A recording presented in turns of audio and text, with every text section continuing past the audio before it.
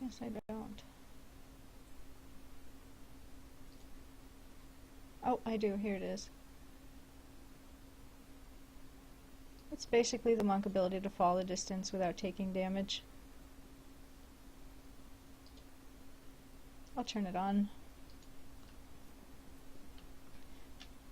You can see now when I fall a distance, let's find a spot where I can jump. I go into this funny pose and I slowly float down. It's not as good as feather fall. I discovered that when I jumped off a cliff on a previous character and immediately died. But it is pretty nice. It allows you to not take a decent amount of damage. So, if I were a new player starting at level 1, after running through the newbie island, this is where I would wind up. So, I will show you first the map. You wind up here on this little island.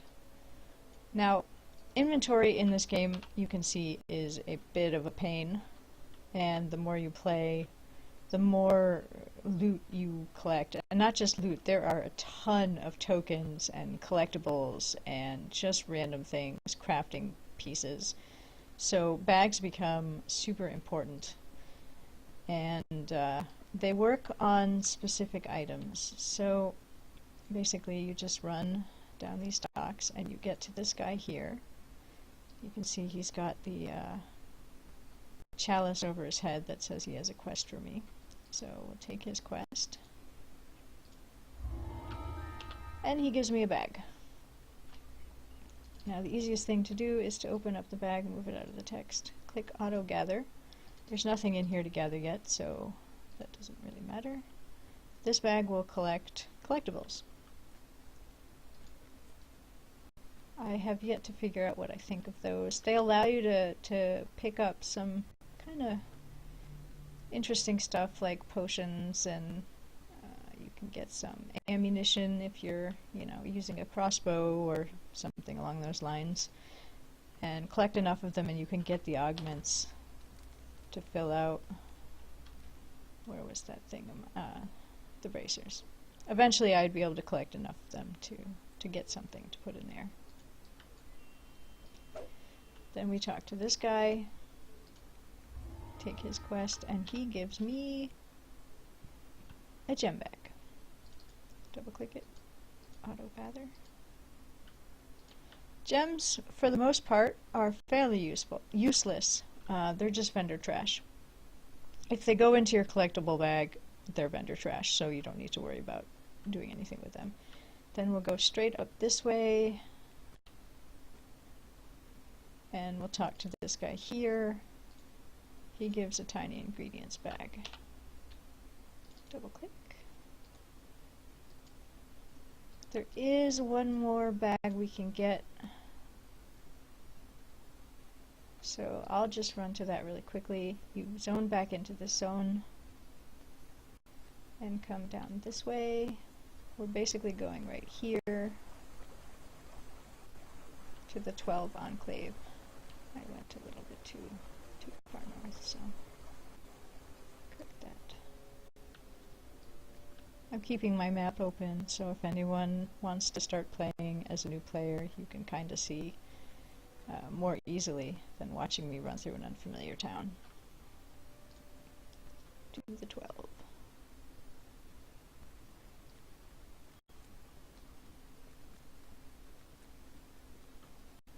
Straight on through. Kind of cool looking.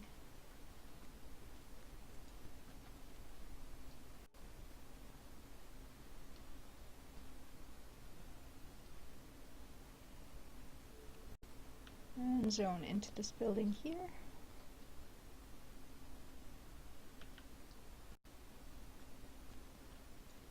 And talk to her to get a new little bag. There.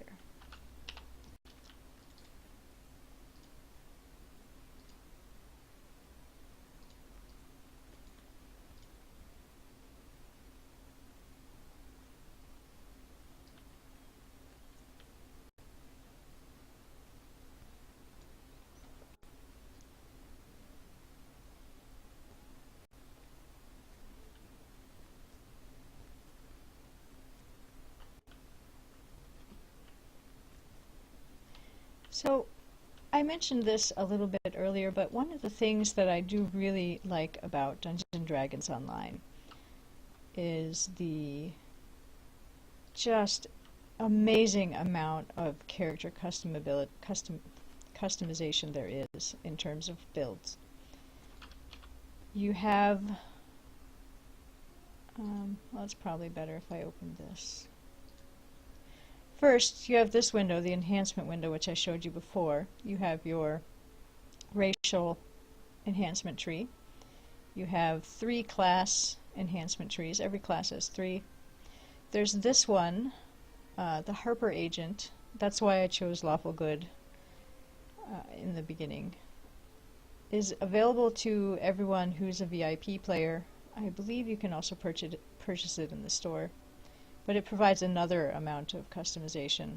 And there is the Vistani Knife Fighter, which is yet another area where you can customize your character. And you can also multi-class. Now, you can have up to 3 different classes, and you can choose those freely, and you can level them as freely as you want. I mean, up until the max level. There's 20 levels, and then 10 epic levels. So you could go straight monk, or you could do what a lot of people do is splash 2 rogue. I went the wrong direction, I was so busy talking. 2 rogue for things like the traps, because traps in this game can be very deadly. Or, you know, you could go for a monk fighter druid, or a monk fighter bard, or a monk fighter rogue, or a monk wizard, or, I mean, some of them aren't going to work as well. If you're splitting your stats up, you're going to find yourself ineffective as you move on. And of course, once you pick up a new multi-class, you get access to all the enhancements of that class. And then on top of that, well, I can only show you Reaper enhancements. Reaper mode is a new mode since the last time I played this, and I love it so much.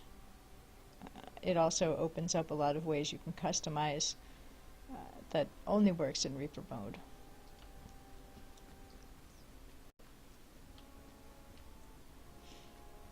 It's basically turning the difficulty up by quite a lot.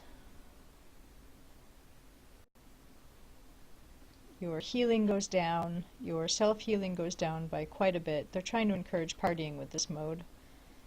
And your damage, you take a lot of damage. And there are these new kind of ghost monsters called Reapers that can insta-kill you. So, let's see, what adventure shall I go into so we can see some actual gameplay. I like this one. I'll take this.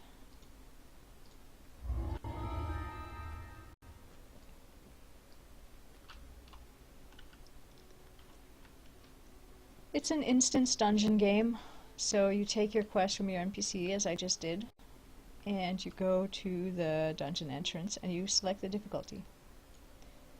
Turn that off. Normal difficulty of this quest you can see is level 2. I'm level 4, that's a little bit too easy. This is a low level quest, but I'm going to do it anyway and hope I get a short sword, because I'm down the weapons I want to use for this build. And that reminds me though, I forgot to take my toggle. Poison exploit. Basically, when I make a finishing move on my monk, this, now that I've turned it on, will add poison damage. 1d10 plus 10 poison damage per stack of ninja poison removed, which is pretty, at a low level, that's pretty nice. And now we'll go back in. Let's go for Reaper mode. You can see there are 10 different skulls of difficulty. If I choose this, I'll die instantly. I know a lot of people like to watch that, but let's go at a lower level. I'll try 1 skull. In we go. Now, earlier I said this was my cleric hireling, so I'll pull him out. There are two different levels of hirelings. This is the standard one that you can get with in-game gold. You can only summon those at the beginning of your mission. He has his little slot here. He's working now to defend me, but I can choose him to be more active and rely on his AI. And you can see his abilities here. Hold person, Divine Vitality, Cure Moderate Wounds, and Cure Light Wounds. So he can make up for my utter lack of healing. They have timers as well, so you have to periodically buy more. And what stand shall I go into?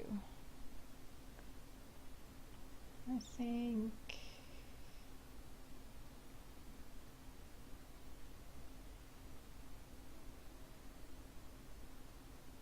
I like sun stance because it helps me create a lot of ki. So we'll start with that and see how I do. Now we move forward.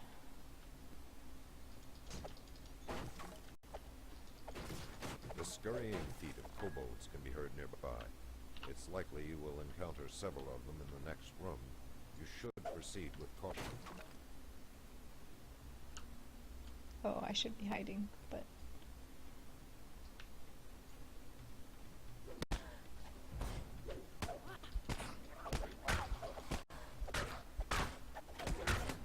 hiding a bit to build up some ki.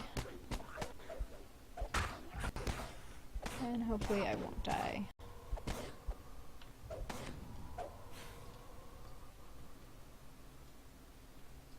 Yes, I know I'm low on health. Let me just turn that off.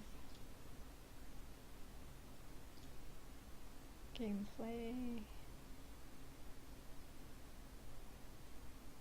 I'll show hints.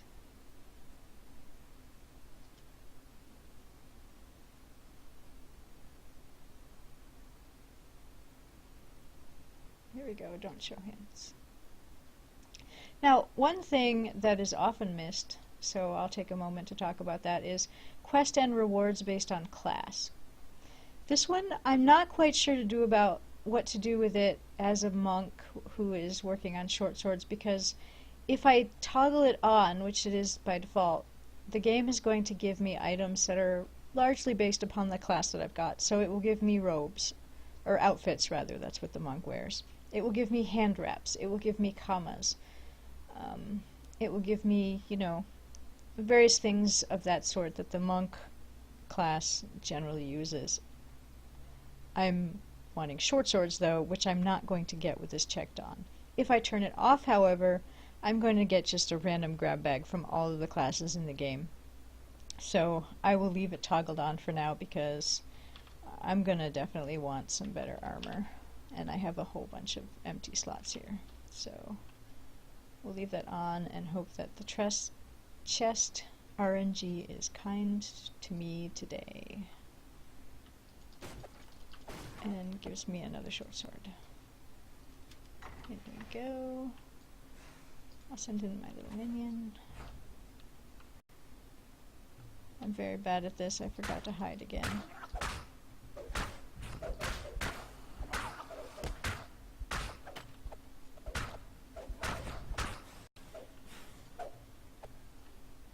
And I killed them all. Oh.